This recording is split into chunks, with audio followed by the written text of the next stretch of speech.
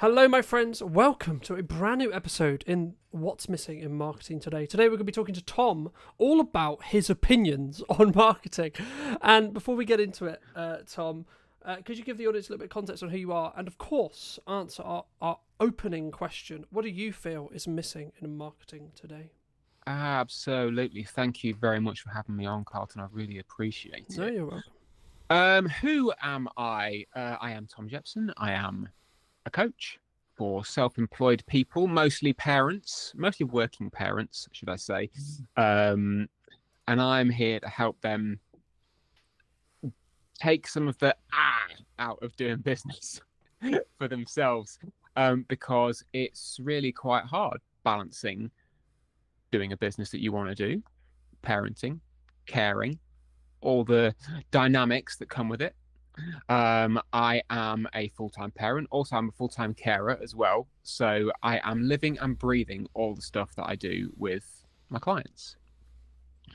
To answer your question, what is missing in marketing today? I think selling is missing in marketing today, is what I think is missing. Okay. And I'm sure we can dive down into that hot topic momentarily. I mean, just to build off that, my personal view, I personally think they're separate, right? I think they are mutually exclusive. You can't have one without the other, right? But you need to be really good at marketing to be able to have the opportunity and the permission to be able to sell, is my view, right? In a nutshell. Why do you think then, let me build off the question, why do you think specifically then it is missing in marketing then? Like, what do you, like when you say that, is it not sales driven in respect to like sometimes we don't do call to actions or we don't have that quote ask, or is it because I would argue you shouldn't be direct selling, or would you disagree? So this is a very big topic, and I know we could go for hours just on this one point. So to give some context, I have a daily newsletter. Daily. I send an email to a mailing list every damn day. And because I'm well versed at that, I am practiced in what I offer to people, there is a call to action which could be deemed as a sales pitch every day. Yeah. It's never like buy my stuff, because I'm not going to ram that down people's throat when they're actually, what I want to do is give them something of value. But I know that for some people, seeing a continual offer every day could be quite off-putting. I can tell you exactly why I do it, because if I get new subscribers and I hit them on a day without an offer, they're never going to see it. Yeah. So contextually, I know it doesn't work for some people. When we take it out of the sphere of direct communication and put it into something like LinkedIn, I'll say that LinkedIn is the only social media platform I use. I do not have energy or the want to use any others. Maybe I'm wrong, maybe I'm not. I don't know. But I don't have the energy for it. In the context of LinkedIn, my filter bubble tells me that there's a lot of chat around personal brand and personal marketing and relationship building. Yep. And I get it. I'm here for it. I just want to talk to people. But when I want to say, hey, folks, here is a thing that I have built. Here is a service which I offer, and I want you to buy it. In this moment, I'm not making it so difficult for you to receive this that you have to get to know me for weeks and weeks before, so then you can benefit it. I'm offering you something now which you can buy with money so I can feed my children. When that sort of message comes out, it either disappears because the algorithm says, no, you mustn't sell to people. People just don't act on it because for whatever reason, they don't find it engaging content. Or any other reason that you could possibly want for that thing disappearing. But I think there's just this almost acceptance that it's not, I'm going to use the word acceptable.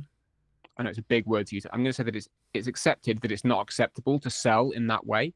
And honestly, when you mix that into the marketing that we do with our content posts and our emails and our podcasts and all of that jazz, if we don't feel that we are able to do that one thing and have it be effective, how are we ever going to be able to run a business?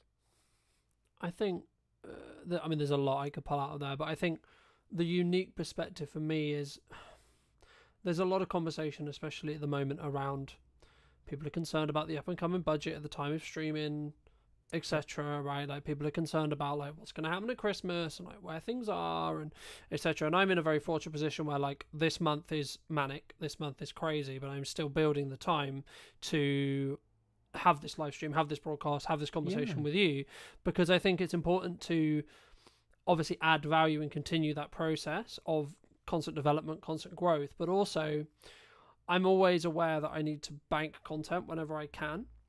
And the key, I guess, to build off your previous point about sales is, I guess, to most people who may be listening to this, you need to ask yourself, from my view at least, where you are in business. And if you are in a position where you need to make money and you need to generate cash flow, then absolutely you should be pushing more sales. And there's nothing, I don't believe, wrong with that, because that might be the reason why you're in business next year, right? Now, in a world where you don't need that and you could be perceived, or one could perceive you as quote unquote being greedy just to make revenue for the sake of revenue, not implying that's what you're doing, but some could imply that, right?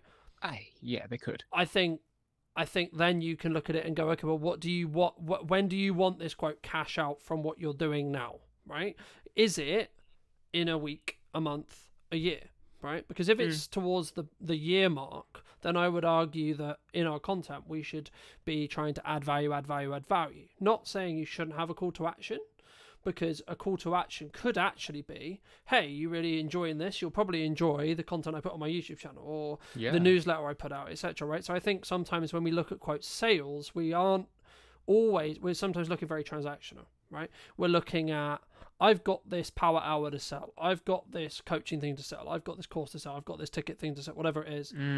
And we just push to that instead of thinking, actually, because I would say you should have a call to action in every piece of content you do.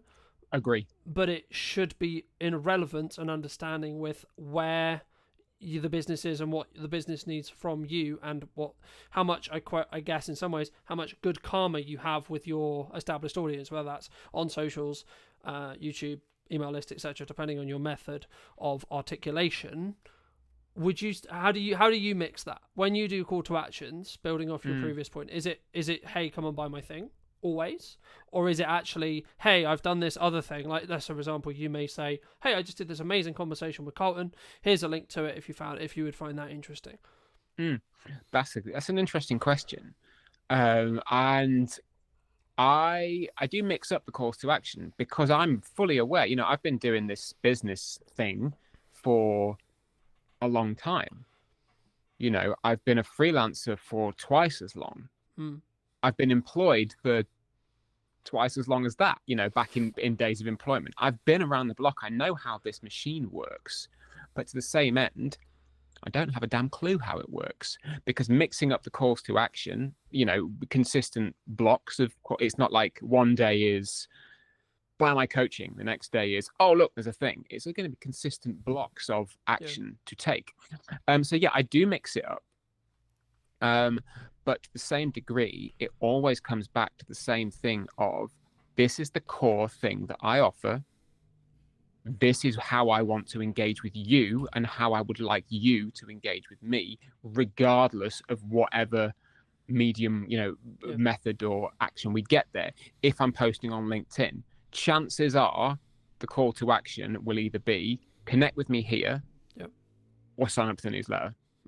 Those two, because I know that if I get somebody into the newsletter ecosystem, they have actively opted in, and I can then actively let them know who I am, what I'm for, and what I can offer them, and how it will help. And I think, I guess, go on. I was just going to say, I think for me, it's about understanding when you're serving and understanding how to serve.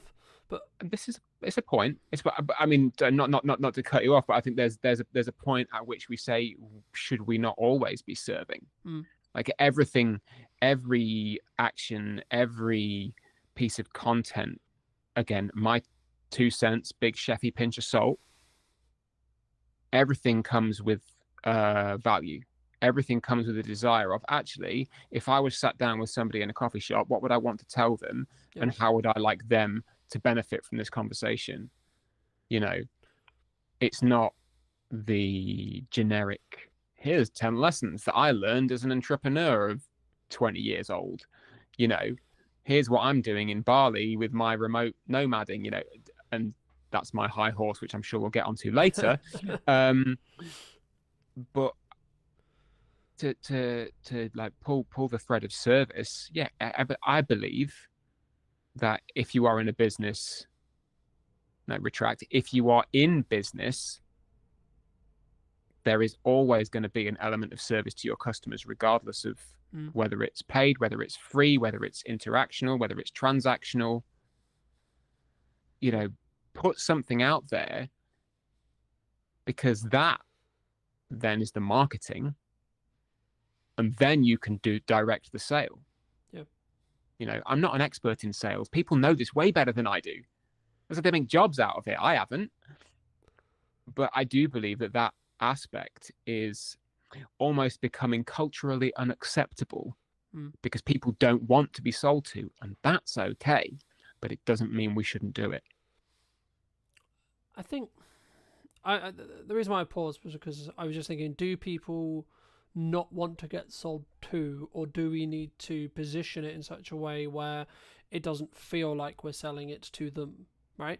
What I think you're referring to there is like, I don't want to be hard sold to, right? You don't want to get pitch slapped in the DMs. Yeah, like I don't know you, but you can buy my thing, thanks. Right? I mean, it works for some. It works for some, and that's great. You know, people. I don't think it's ever going to work for me personally, so I probably would never do it.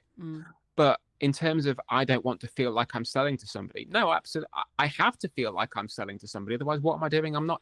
Otherwise, it's a hobby. Yeah. Like at some point, I need to be in selling this thing mode. Yeah. You know, I'll offer somebody 45 minutes on the phone with me for free. I will pay attention to them. I will direct that conversation in a way which is pure coaching. I won't sell to them in the service element of that call. Yeah. They're going to know at the end of it what I can do to help them if they want to take it further. But the service comes first. Yeah. And then once that has been rounded out, I can then go, well, look, here's your call to action. This little piece is me saying, here's what you can buy if you want to. Yeah. And I think it's that mindset of, okay, you're allowed to sell what you do because you're damn good at it. And people need to know that. Otherwise, how the hell are they going to buy it from you? When did you choose daily? Because I think so many people, they struggle with, I'm going to spam people, right? Like, yeah. I post when I'm not in like crazy work mode with lots going on, etc. Like I would post like 4 or 5 times a day, etc. across socials. Like I'll be very visible, but I'm aware of how interest graph works rather than social graph. So I'm interested to see how kind of like you thought about daily like email marketing. Why daily, right? Because I guess some people are going to listen to this and say, well, Tom, that's spammy, right? That's too much. That's crazy, right? You don't want to oversaturate your audience, etc., etc., etc. Well, it's not for them then, is it? That's my answer to that. It's not for them. I started, my newsletter journey began a couple of years ago as a consistent activity. It started monthly. After 3 months, it went to twice a month. At the beginning of, where are we now? Nearly end of 2025. Beginning of this year, it went to weekly on a Monday. And then I got to a point in the middle of August, just before the summer holidays began, where I went, you know what? I've got too much to say. I've got too many things that I want to share with people. And I believe I have the energy and the momentum to do this. So I started winding it up a little bit. And as of the 1st of October, every day. It's 250 odd words of a story, something that's inspired me, something that I found funny or interesting, a life thing. You know, it might be a straight sales email. They can be peppered in. It's a business newsletter. Yeah. But I found that from the beginning of October to today, when we're recording this, sorry for suddenly removing the evergreen content barrier, but we can say over the course of the last 5 weeks of doing this consistent daily activity, I have found that my writing has gotten better. Not to toot my own trumpet, but it was pretty good before. But being able to write and have a funnel and a channel for consistently telling a story, it's made me better, you know? And the performance has done what I thought it was going to do. I gained a handful of subscribers and I lost a handful of subscribers. About as many, it was about parity for the in and the out. And I knew that that was going to happen because I was sending people something daily. Yeah. I was putting an action in there daily. Yeah. So, like, having it in the last 5 weeks and actually going, you know what, this experiment's worth doing and this is worth following. Yeah. And I'm going to keep pressing on, you know. From my view, speaking about like daily posting reels or daily posting on social across all platforms, blah blah blah blah. I think me it's very similar, right? Like I remember I did a workshop in September, and an old friend, but also someone whose wife followed me, said something on the lines of, "Fucking hell, Carlton, you're everywhere," and she ended up tuning off and like unfollowing me, and I was like, "Okay, cool, but would she ever buy from me?" And the answer was no. Exactly. I was like, "Okay, well then, in the nicest way possible, thank you so much for the time you spent with me, and so much for the support you gave on the content, but you know, actually, maybe you're not the right person." And I think that's the key. And I think sometimes, like, I could quote a million people, but the crux of like any marketing is just a shit ton of work in a window of time to get a result, right? The work as a whole is probably going to be the same whether you do it across 6 months. Like, if you want the result, you can do it across 6 months and get the results in 6 months, or you can do it across 2 weeks and get the results in 2 weeks. But you have to have the same amount of like output than you would have in that 6 months, in that 2 weeks. And that is going to annoy some people. That is going to quote, "Oh, fuck's sake, Tom, you're there again," right? "Oh, fuck's sake," etc. But like also the just to pick apart a little bit what you said, the key I think for the person listening who's maybe considering something like this, whether this is daily posting on YouTube, daily posting shorts, daily posting Instagrams, writing an email, whatever it may be, writing a blog, etc. For me, it's, can you make that 1% improvement? Right? Because what you're talking about there, the reason why you're getting better is because, and you may not feel it, right, at the time. It's only in hindsight when you look back. But if you go, like, if I look at where the podcast was and arguably like, why is what's missing in marketing today, quote, successful or quote, doing well? Actually, it's because I've 1%ed it every episode since June. Right, by the time this pre-recorded version of this episode I expect comes out, it will probably be 5 to 7, maybe 20 times better than as it sits today. Right? Why is that? Because every episode I'm functioning and I'm saying, and it comes with practice, right? Like anything, right? You can't expect to be in great shape if you don't work out every day, right? In my opinion, right? You can do 3 days a week if you want. That's up to you, right? In the same way, you can do 3 emails a month or 3 emails a week, etc. But it would be wrong of me not to ask you about like this huge volume, this huge value add, this huge amount of work, and not talk about, do you think the modern expectations of marketing can lead to, especially smaller entrepreneurial business owners, getting to burnout? There's the word burnout. Is that? I mean, just to give burnout its place for a moment. Yeah, I think that specific symptom comes from trying to do a lot of stuff that you don't enjoy, that you are not equipped to do. You might be capable of doing it, but in that moment you're not equipped to do it. And that you maybe don't acknowledge that something else needs to be set down. So to give burnout the thing, yeah, I think when we look at marketing and sales and output of content, the more you do it, the easier it gets. My opinion. If you come to it and say, oh, this is really hard work, I don't know what to post, I don't think I want to be sold to. For a start, you're coming at it from a place of fear for whatever reason, because you don't want to do it because it might feel a bit scary to put yourself out there. You don't want to do it because it might feel a bit scary about actually selling yourself. Yep. It might feel a bit scary to put your 2 cents on a live stream with somebody who you're really pleased to talk to. How dare you have an opinion, Tom? How fucking dare you have an opinion about something that might upset somebody? I specifically today, I had that conversation with someone on LinkedIn because they posted the very same thing. It's like, we just can't have a conversation anymore because you might offend someone. Like, it is up to us to communicate with our best intention. Whatever that best intention is, we've got to put it out there. How somebody receives it is not on you.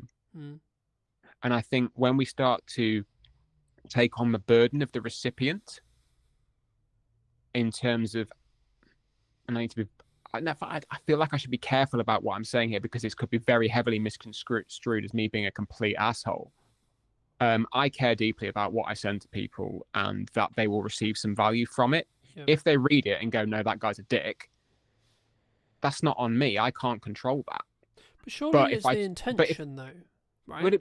The intention that I want someone to read it and go, that guy's a dick. No. So like when you create content in the same way I create content, I always go from a perspective of an intention of, I'm going to add as much value to whoever is. 100%. I'm grateful enough to have the time of the time, right? That's it. But I think the point is, when it comes to the kind of the small business owner, the working parent, the full-time carer trying to run something that they need to run or want to run to maintain their own sense of self, when things like taking on the burden of somebody else's receipt of your content and worrying too much about how are they going to receive this, regardless of intent, at that point, you start to run out of energy because you then don't have the energy to give to the content, to the message, to the service, because you're spending it worrying how someone is going to receive it. And then you start to burn out. Yep. And then it just becomes cyclical. And then you don't want to do it. And then you don't do it. And then you beat yourself up because you're not doing it. And then you get all worried and sad that you're not doing it and that you should be doing more. You must be doing X, Y, and Z. And it just becomes this kind of self-fulfilling, it's cyclical, kicking your own ass, because realistically you're worrying about something that is so far outside of your control, it's worth working through it to let that go. Yeah. And then you can just send a daily email with the best intention, with content that you believe is good. It might not hit the mark that day, so what? Try again tomorrow. But you can do it without worrying that somebody's going to tune out, because as you said before, if they tune out, it's probably not for them, and that's okay. The same goes with daily posting. I mean, I try to post daily on LinkedIn. Presence, makes me a bit sad sometimes. But as you take away that fear of, am I going to get cancelled? Is this message going to miss the mark? Is this any other thing? Yeah. Chances are, worst that's going to happen, no one's going to see it.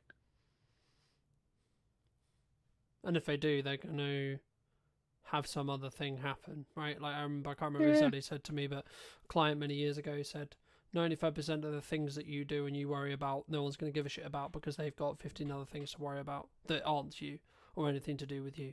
Right? 100%. Yeah. We're very internal creatures in that respect. It's almost like being a little over empathetic, and again, not being a dick, caring about how other people are is incredibly important. It's the crux of my business. It's the crux of me as a human being. Yeah, I care about how other people are. I was gonna say you could arguably care, but I also like. So I'll give you an example. I care about how your business is, right? I care about how everyone's business is, even if they're a competitor of mine. However, it's still none of my bloody business how their business is, right? Whether it's going well, whether it's not, whether it's whatever, whichever end of this spectrum we're talking about, right? Whether they're doing incredibly well and incredibly successful and they're having record-breaking months, or the opposite end of the spectrum, they're about to go bankrupt and they're actually like swimming in miles and miles and miles of debt. Okay, right. I can care and I can empathize as a human to a human and a business owner to a business owner. But the reality is it's still got nothing to do with me. Right? The only things I should focus on is me, my business, and what I'm doing. And staying in my lane and moving myself forward. Do you agree? I like the awareness. I'm very much attuned to being aware of what is going on around. Because then you know, if you see a strategic opportunity to make a move, you can make a move. Yeah. You know, you see a gap in this is how the best products come out. You see a gap in the market, you fill it. Yeah. You know, but as you say, how somebody is doing day to day, if they are not publicly putting it out there on the line, telling their story all the time, because they want it to be seen. And I mean, like, not a curated version. I mean, the whole nine, just open book stuff. Then no, you're absolutely right. It's none of your business. You can be interested and you can still care. Every person that I know on a personal level, I care about how they're doing, how their work is, how life is, you know, how the family are, how much detail they give to me is up to them. Because some stuff just ain't my damn business. Yeah. But understanding that they're at least there, being empathetic to that is good. But you know, to circle back around to the over empathizing, as you say, when you get to the point of actually that's not your damn business, then you can stop. You can go, all right, I've used my energy to this point. I can put it back into marketing myself. I can put it back into selling myself. I can put it back into serving other people who are actually on my doorstep waiting to be served. Yeah. And I think it's knowing where and how to channel that energy to build the right boundary and really to keep yourself safe. Do you think business owners struggle to give or set boundaries, either with clients, with colleagues, with friends, with marketing, with themselves, with family, with friends? Yes. I'll elaborate on that. Well, there we go. No, there's the answer. And if so, why? No, that's a really good. Is it? Sorry, that was a veiled attempt at humor. Yes, absolutely, I do. I mean, everyone does, because they're creatures of service. You know, does it come it takes from a lot. That if I don't say yes to this job, there's not going to be another one coming thing? Do you think, in some case, like in that specific nuance? Yeah, there's part of it. Yeah. I mean, I've been reworking a workshop that I ran eons ago, all about saying no to things, which is, you know, coming down the pipe at some point. Hopefully, by the time the published version of this comes out, people will actually see it and it'll be live. But I think that because prioritization is hard, separating yourself from your work is hard, separating you from the public version of you can be kind of hard, separating different facets of work and life is hard. Just establishing boundaries and maintaining them is hard. Like being able to go, you know what, I'm stopping work at 3 and I'm not going to answer my emails till tomorrow morning because it's family time now. You still get the little itch, you know, sat down, scrolling on TV, like while the TV's on, you get an email pings and you go, oh, I'm just going to answer that now. You could just not, because nothing's going to happen. but it's maintaining that boundary, because you get that little itch of, if I don't do it now, somebody else might get there first, or I might forget, I might be busy. It's difficult to maintain it. And again, a lot of the time, in my opinion, it comes back around to being afraid of something. Forgetfulness, busyness. And sometimes you just kind of need to go, okay, well, if something happens, it happens. That's kind of a future me problem. Right now, I've decided that this is my boundary, and that's more important now.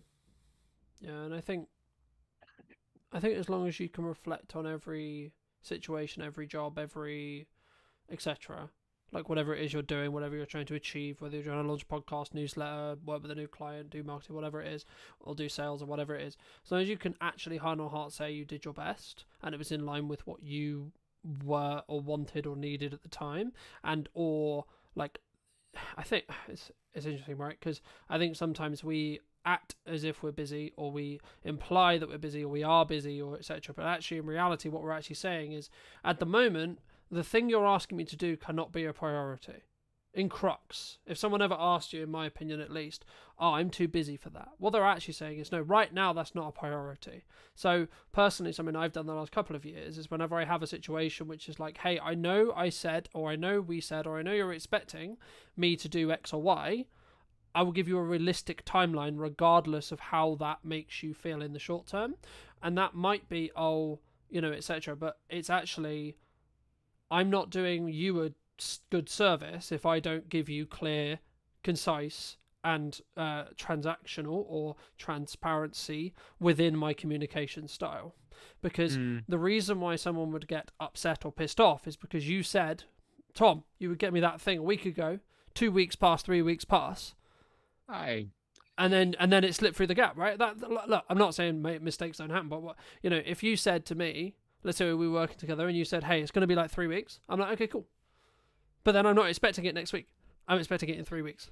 Absolutely. I mean, that's almost kind of a side point, isn't it? Really, that's just being good at what you do and doing what you say you were going to do.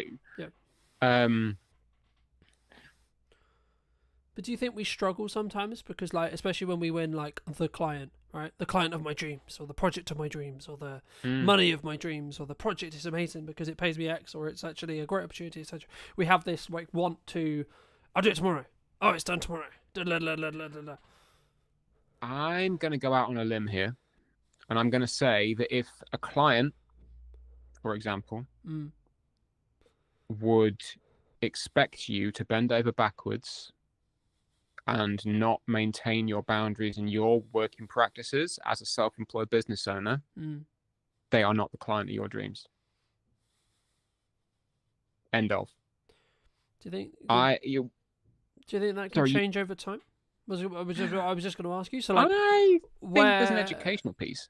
Like where we were, say, like for me personally, like my target client, my target expectations, etc., 3 years ago were completely different to now. Yeah, for real, man. I mean, the dial shifts, and it shifts because you learn, not maybe because your clients learn. It could be because the clients learn, but it's more about what you, best in the world, it's about what you want.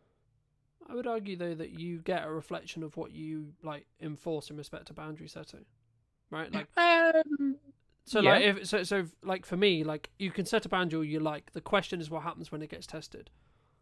Well, that's exactly it. If you let's say use the example of it's 4 o'clock, you sat down with the kids, you're getting them in from school, getting snack time and everything, and a client's decided for whatever reason that that's the time they want to have a meeting.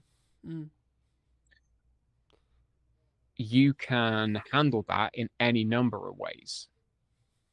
And again, we can tie this straight back to marketing. This whole point, we can tie this straight back because it is, you could just say no. You could go, no, I don't do that. That's crossing my line. You could say, okay, I might flex this once, but I'm going to reinforce it in a way which says it's not happening again. Mm. Or you could set it up from the outset by positioning yourself with your marketable material, with your boundaries, with the expectation setting from the off that says, actually, this is never going to happen because my priorities are this, this, and this. Serving you is within those priorities. But this is the line. Mm. And as I said before, if their client decides that that's not good enough, they're not your client. Well, yeah, and then also possible they can go somewhere else, you know. They Like, can go, somebody else will flex for them. Somebody else will flex. And I know that context is everything. Yes, there have been times when I have had to completely smash down my boundaries because the project scope of something has changed. Mm. Like, it's happened recently. It was very painful for me. Like, it wrote off days of time, weeks of time that I thought I was going to be able to spend with the family, but I had to do it. I had to because money would have been lost. And in today's economy, at some point, yes, you do need to go. I was going to say, does that come back to kind of what I opened with, which is like you need to understand what the business is required for you? Sometimes you need to eat the shit, so to speak. Sometimes, but the best one in the world. I'm 42 years old. I've been doing this for eons. I ain't eating shit for anybody. I'm not doing it. Yeah. But in this occasion, I went, you know what? The scope of this has changed. You've acknowledged that it's changed and that the work you're asking me to do is borderline unreasonable. But I'm going to do it because A, I'm not a diva. I'm not going to throw my toys out the pram and say, oh, screw you guys. That's bad business. But the acknowledgement from everyone is that actually this is crossing a line. So yeah, context is everything, but being able to control that yourself is what is important in this. The client, because they know how I work and they know my boundaries, we've worked together for a long time, I marketed that to them from the beginning. Yep. I don't need to sell them on that. They already know. So having that within your control, I think, is also very important as to how you can put yourself out there and say, I'm the one who's saying when this line moves. Yeah. I mean, that kind of bridges onto my next question, which was going to be like, what role do you feel trust plays either in business or in marketing specifically? So if it's in a marketing context, it would be building trust with your ideal client, your ideal audience, etc. Absolutely. And if it is in a client context, it would be then how do you utilize and or keep that trust? Brilliant question. So I'll put my coaching hat on now. So for me as a coach, through my marketing, people need to know a small number of things. I mean, the first thing is obviously that I am a coach and that I am good at what I do. They need to know that from the off. Once they know that, we can kind of go, okay, that's the functional practical. We'll just cast that aside. I know this thing about him now. After that, it's then getting to know me. What do I bring to the table? Who am I? Who is this guy? And then through the stories, through the communication, the conversation, it builds this rapport. It builds the camaraderie. And eventually the camaraderie and the rapport turn into trust. Because that kind of communal safe space has been built through the messaging, through the back and forth on email, through the DMs, through the networking. And somebody knows they could rock up in a one-to-one with you and you'd have a great chat. Because at least the space you hold there together for that 30 minutes or whatever, you've established that and it's good. It does take time. You know, it's not just a case of me going out to people and saying, hey, I'm a coach. I'm really good at what I do. Look, I'm a nice guy. You're a neat guy. So it takes work. It takes a lot of trust in yourself as well. to be able to go, you know what, this is what I stand for. This is who I am. And who I am is okay.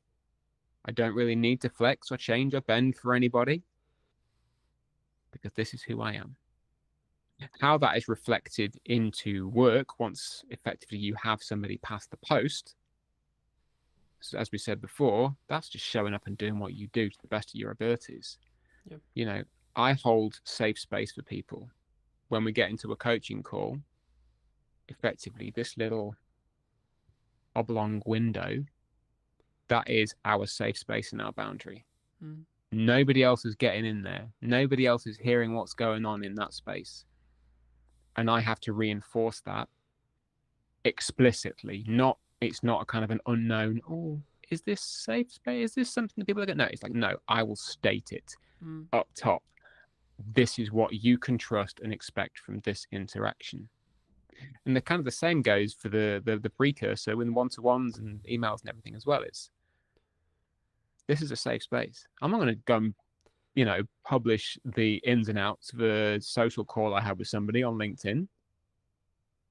It might inspire something. Yeah. But it's the trust is never broken in that way of like, I'm going to take exactly what you've said and name you in it. I think that's not cool. I think it's different, right? Like, again, it's context, right? Like, yeah, being inspired by a action or showing a behind the scenes process. Like, for example, for me, like, people ask me all the time, so how do clients feel about the behind the scenes process? Well, like, me sharing production, me sharing how I do it, etc. Right? Like, a lot of people, the honest answer is actually they like it. They like like that extra exposure. They like seeing it from my point of view. But it's just part of my sales journey, right? It's something that I have a conversation with very early on, and I establish very quickly what kind of project is this, right? Is this going to be a collaborative project where we both win? They get great content, I get great content, and I get paid. Happy days, right? Or is it going to be a very stringent, very NDA'd or non-disclosure agreement, very contractual, very show up, get paid, go home, F off, right? Kind of agreement, right? And, I guess, what do I do more of now? Probably the more collaborative side, right? Just the nature of the business, etc. Cool. But that's also, and again, I had a reality this morning, which was the same, which was like, actually the old of me would have been like, this annoys them, but the person I am now is like, no, that's just not me anymore. And obviously I won't go into detail on that specific thing, but it leads on to my next question really nicely, which is like, how do you either help people, or maybe someone listening to this, if they're looking at their marketing or etc., and maybe they want to move into that next stage, whatever that is for them, that next season, whether it's we have a 9 to 5, we're looking to do our own thing, gain our own freedom, gain etc., and all the benefits that come with, but also all the stresses, of course, that come with working for ourselves, and or we've been working for ourselves for 3 years, 2 years, 1 year, whatever, and we're looking to scale up. We're looking to do that scary, we're going to up our prices, change our value perception. What would you say to those people who are, as I say, kind of, I think there's two camps potentially who are listening. A, in a 9 to 5 who are looking to make the jump, or B, maybe they've been doing it, they built good momentum, but they're kind of like, if I up my prices, I'm going to lose on my clients. I mean, that's a very specific scenario, the whole upping the prices, losing the clients thing. And it comes up more often than you'd think. Broad strokes, I would always ask the question, who are you now? And then, who would you like to be? And then, who now can help you become who you'd like to be? And it always comes back to the self, the understanding that the person in the middle of this storm in a teacup, in fact, the teacup in a storm, is you. You're the one who is steering it. You're the one who makes the decision at the end of the day. You have, I have, pretty much everyone we know collectively who is self-employed has had to have that pull yourself up by the bootstraps conversation and go, you know what? I'm leaving my job. I'm going to go and do it for me. And at that moment, you say to yourself, well, okay, this is who I am today, leaving my job. But tomorrow, who do I want to be? Do I want to be the person who's just left their job and is now running around like a headless chicken panicking? Or do I want to be the person who has gone, I've started something new? Yeah. Still scary. I talked a lot about fear in the last sort of 45 minutes. But it starts with you. Yeah. And I think just to build on that from a marketing context, I had a realization yesterday when I was talking to a client at the time of broadcast, and they were like, it's how they react. So we were talking about their brand in specific, and for obvious reasons I won't go into detail, but we were talking about how I perceive their brand. And what really stood by to me was then how they reacted to my feedback on what I was saying about their brand, if that makes sense, right? Yeah. Because it was like, hold on, this person sees me as a pinnacle marketing voice, and that's why they value what I'm saying, right? It doesn't actually matter, in a nutshell, what I said, right? It was actually, and it was something along the lines of, hey, we really appreciate that because you're a strong marketing voice, etc. And yet, like, clearly, and this is the thing I was going to bridge in when you communicate, when you market. If you want the clients that are going to send you around the country, you want the larger scope, you want the larger projects, you have to ask yourself from backwards, and this is exactly what I did, that's why I'm bringing it up. You have to ask yourself, what content would they consume? How can I get their attention for long enough to build trust with them? But also, how can I show them that I'm worth the call? I'm worth the investment. I'm worth the, because etc. Not even like, first it's the time, then it's the money, right? And I think for me, that's the key, and that's where I think, speaking personally in my own marketing from previously, that's where I potentially was wrong, or where I was doing things unoptimally or wrong. And that kind of bridges onto that thing of, if you're going to post daily, it won't be for everyone thing as well, right? Like, yeah, especially if you're looking at socials, you have to have a level of volume to be able to rise above the noise, to be able to show up enough so that people realize, okay, yeah, you are serious. And regardless, I guess in some ways, as maybe like a footnote on that, a sign of success sometimes is actually other people talking to you in a more negative connotation at times, right? And what I mean by that isn't a direct client. It could be a quote rival podcast, a old friend, a old person. And what I always ask myself is, what is their intention when they're coming with that information, or etc., and or do they have all the context, right? But I guess the question that comes from that is, kind of, we've answered it in regard to hate comments, but I guess it's, I've had it personally in my own personal network at times where people have said, like, especially when I'm trying to build like a side plan marketing wise, or a side like revenue stream potentially that hasn't started making money yet, it's like, yeah, but you should be doing your client work, yeah, but you should be doing the thing that previously worked, especially if that comes from your mother, your sister, your brother, your friends, your close people, the people who are close to you. I mean, how do you, or would you say to somebody, if you're going to, talk to them about that, how would you recommend they, I guess, challenge that, deal with that, articulate that, reflect on that, etc.? Good question. When people come to you with commentary, we all get it.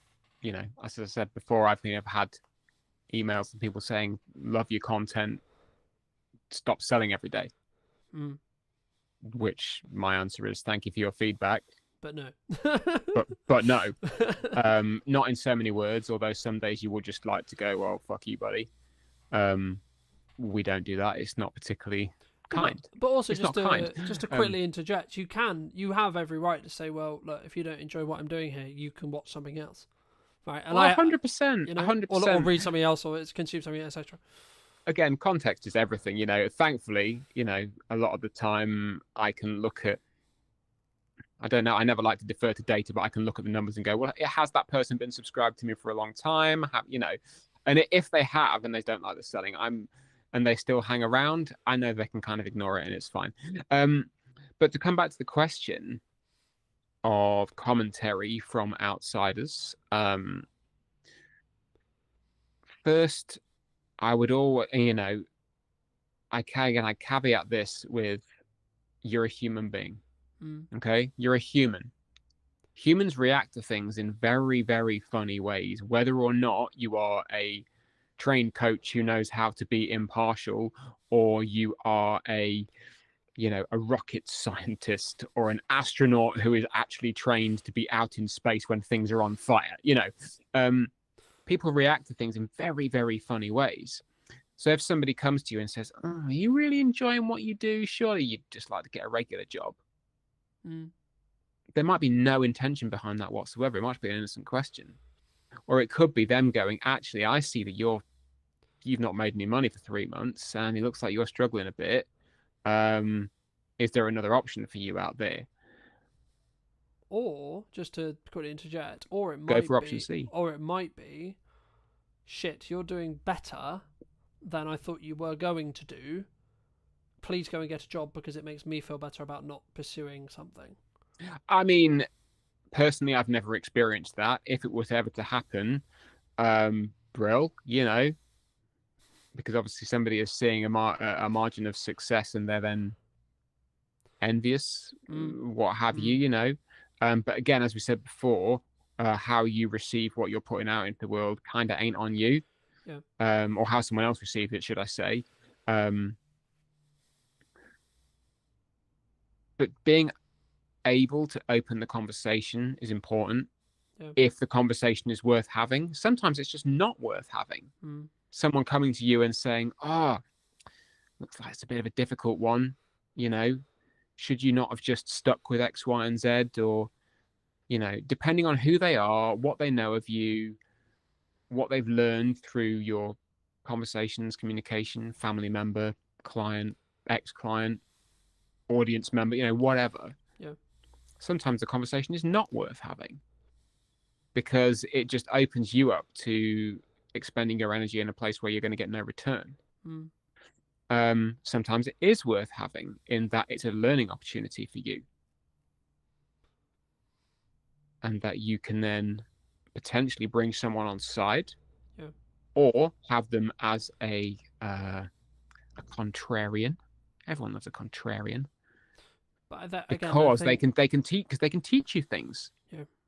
Yeah. And that then immediately weighs into, well, if somebody is being a contrarian and at some point they could potentially become a client, now I can learn something and I can then talk to them better. And well, that's what I was going to add. I think it's really contextual, but like for me, if it was maybe someone you connected to personally, like family or someone really close to you, in the nicest way possible, you need to, like, I always strip that line personally, where I want to make sure they're heard, but also in the nicest way possible. Again, it goes back to that, it's not really your concern, right? Like, what I do with the business in the nicest way possible, unless they're like directly involved in it. But like, if it's just like my mother, or like, and this is not aiming at any of these people, like, but just examples, right? If it's my sister, or if it's my brother, or it's my mother, or girlfriend, etc., boyfriend, so on. Normally, it comes from a place of care. Normally, it comes from a place of, hey, shouldn't you be doing something that pays money, right? Or shouldn't it be like, in some ways they're saying, actually, hey, that thing you're currently doing, I don't personally believe it's going to do what you think, right? Because they look at the evidence, and it's ironic because at the start of a business, when I remember when I was having the idea of Partner Media in my head, I was like, everyone was saying to me, "Oh no, go get a job. Oh, it's not going to work because you don't have the track record." But now I have the track record of making it work across the period of time I've made it work. I'm like, I just personally ask myself, is this going to move what I'm trying to do faster, forward, or is there a level of learning that can happen, or both, right? And when I ask myself, I mean, I'll give you an example. At the time of broadcast, it's incredibly busy with client work. There's lots going on, blah, blah, blah, blah. And I'm like, okay, nearly every single day is uncomfortable.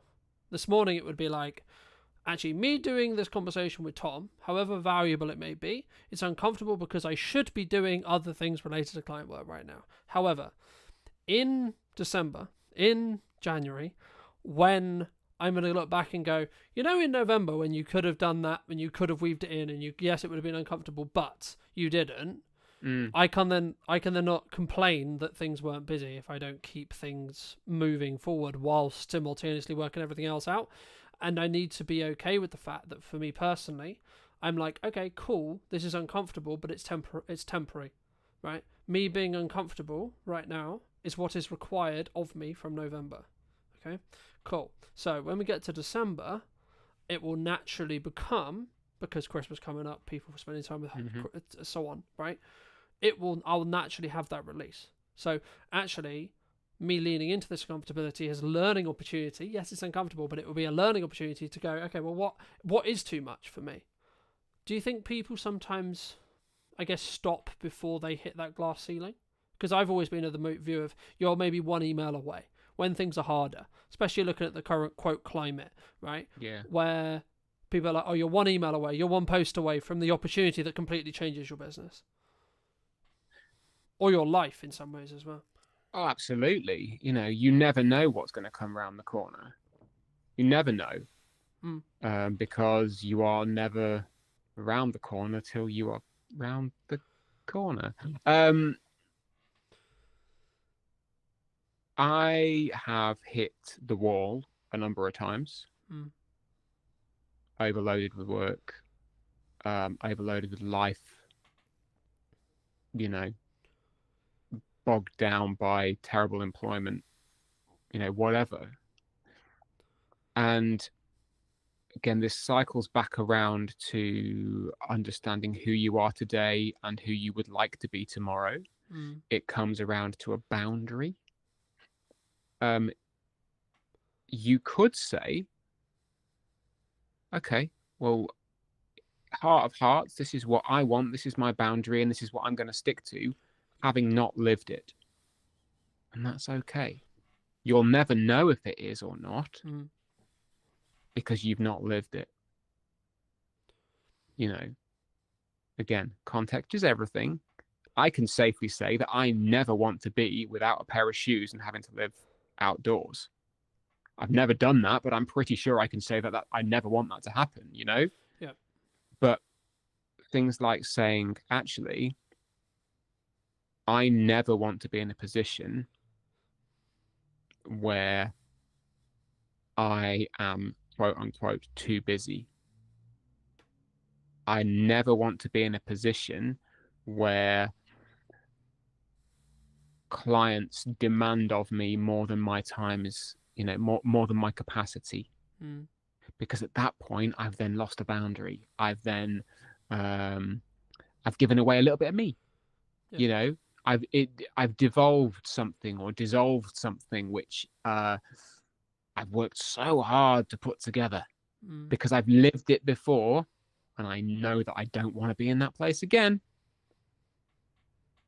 So it takes a lot of consideration to uphold those things, whether it's sending daily emails, whether it's posting daily on LinkedIn, however you do it and the message you put into that, it all comes from who am I today and who do I want to be tomorrow? Because you know that you can do it in a way which allows you to hold on to that stuff. I think maybe if we start to take our eye off that a little bit, it happens with humans. I do it, now and again. I'm not perfect. Yeah. Far from it, But I think you have the ability when you realize that you're shifting. Maybe you're maybe that actually this client is too much or too much of a pain in the ass or isn't worth it or both. Or you need to renegotiate because you don't feel the financial compensation is close enough, etc. Right? Or etc. Whatever the scope is, or maybe we need to bring the scope down or so on. Then you have the permission to be able to say that. Now, timing might be a different thing to consider, sure. But you have the right to say, okay, hold on, I'm in control regardless of what expectations there are, Mm. right? Now, because the worst case scenario is you lose the client. Okay, well, what happens then? Okay, well, you market some more, you get new clients. In the nicest way possible. That's all that You learn happens. something. You know what I mean? Yeah. You take the lesson. Hopefully you shake the person's hand. You say, "Well, sorry, this didn't work out. It is what it is." That's part of business sometimes, right? Hopefully, actually in reality, if you're growing, you probably shouldn't have the same clients after 4 years, right? The clients, I would argue, right? Because the people I started working with were fine and the value exchange was great when I was there. What I can do and the impact I can have now is completely different. So, of course, everything's going to have to be completely different. But for those people who've really enjoyed this conversation, Tom, and they want to check out the newsletter, they want to get your daily letter, or they want to see your daily posting on LinkedIn, where can they do that? Well, call to action time, because everything needs to have an action. So my newsletter, you can subscribe to that. The URL at the time of publishing would be newsletter.tomjepsoncreative.com. We'll put it in the show notes. And on LinkedIn, I'm there, Tom Jepson Coaching. I post about a whole bunch of different stuff. It's not all businessy stuff. It's not all coachy stuff. Through October, I posted a daily horror movie recommendation because I'm a big horror boy. The daily newsletters may have movie chat. It might have a life lesson. It might have some business specifics, but it's all there, and everything with the frame of what would I like to do to serve you today? What would I like to say to a friend in a coffee shop to make your day a little bit better? And it stems from that, and then we can talk. Magic. Thank you so much, Tom. And if you were going to talk to yourself 10 years ago, what advice, if you were going to give advice, would you give that person? That's a really difficult question, because the me of 10 years ago now doesn't exist. They don't exist anymore. And I'm really pleased about that. The path had to happen. The path had to happen because it got me here today. But I think if I was going to say anything to myself 10 years ago, it would just be keep your eyes open. Don't worry about the dust. Just keep your eyes open and you'll get where you need to go. Fabulous. And if you did enjoy this episode and would like to see more like it, make sure to be subscribed. I'll see you very, very soon for another What's Missing.